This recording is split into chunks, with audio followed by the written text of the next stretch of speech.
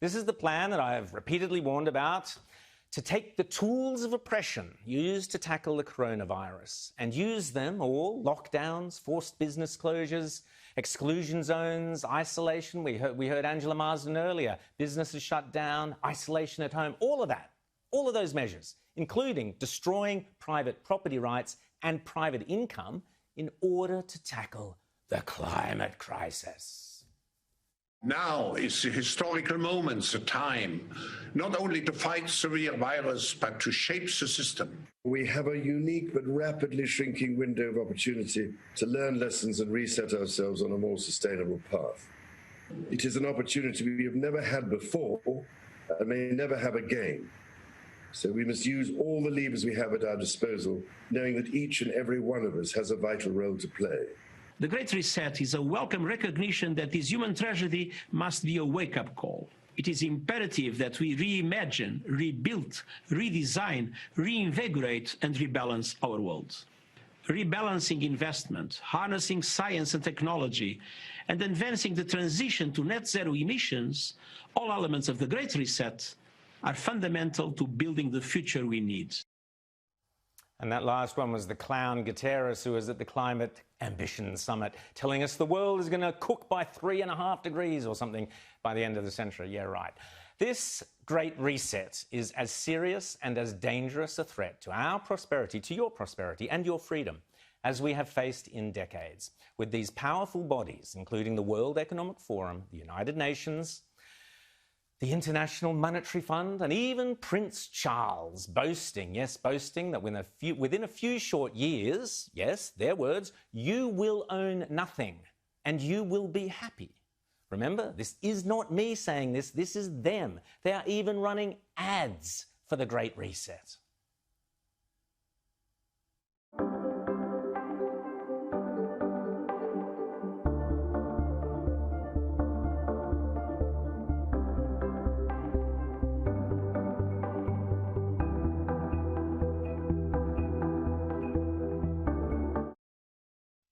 A handful of countries will dominate. I wonder which ones they might be.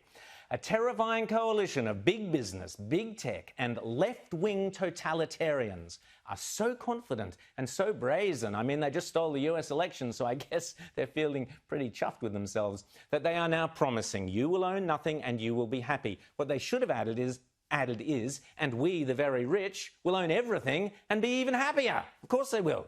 The great tragedy here is that Prince Charles is involved in this fascist, corporatist global push and is thereby putting our entire constitutional monarchy at risk. Queen Elizabeth, please give the bloke the punt. It is critical, and I urge you to write to your MPs over the holidays to insist that no Australian public servant or member of parliament, no individual on the Australian public purse attends the World Economic Forum in Lucerne in May, which is where this obscenity is scheduled to begin. Please write to your MPs and tell them. And you think I'm just imagining this stuff? Crazy old Rowan with his conspiracy theories? Think again. This garbage is already deeply embedded into our state and federal governments. I've spoken before about the insidious phrase, build back better, which sounds like common sense, but is in fact just one of several slogans for the Great Reset. Another being the Orwellian phrase, the fourth industrial revolution. Here's old Klaus again, minus the white cat on his knee, telling us all about the fourth industrial revolution.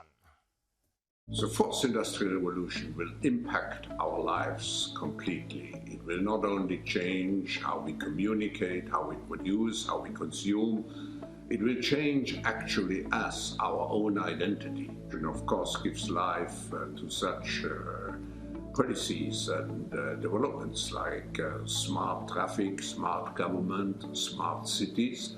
What we will see is that everything will be integrated into an ecosystem driven by big data and driven particularly by close cooperation also of governments with business, civil society.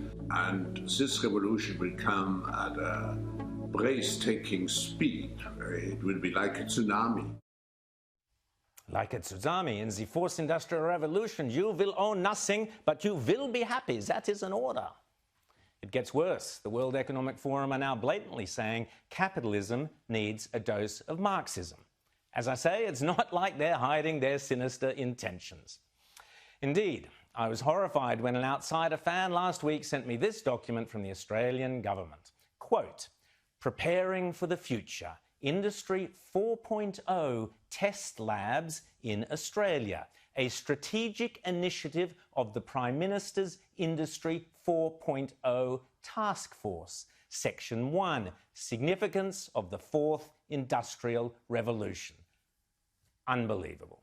So, may I respectfully remind the Prime Minister there is nothing in the Great Reset that is in Australia's national interest. Australians did not vote for a dose of Marxism in our capitalism. Speaking of Marxists, on this show this year, we also brought Dan Andrews' insidious Belt and Road dealings with Communist China to national attention thanks to my exclusive interview with US Secretary of State Mike Pompeo, which led, as I predicted last week, to the passing of the government's Foreign Relations Bill. Again, congratulations to the Prime Minister and the government for that one important piece of legislation.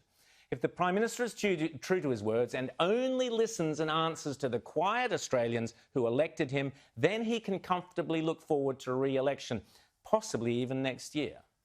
But if he is seduced by the siren voices of the virtue signalers of the international forums, of the global warming alarmists and their doomsday predictions of the greedy renewable investors within his own party, who fraudulently claim that they are saving the planet when all they are doing is enriching themselves at the expense of the poorest among us.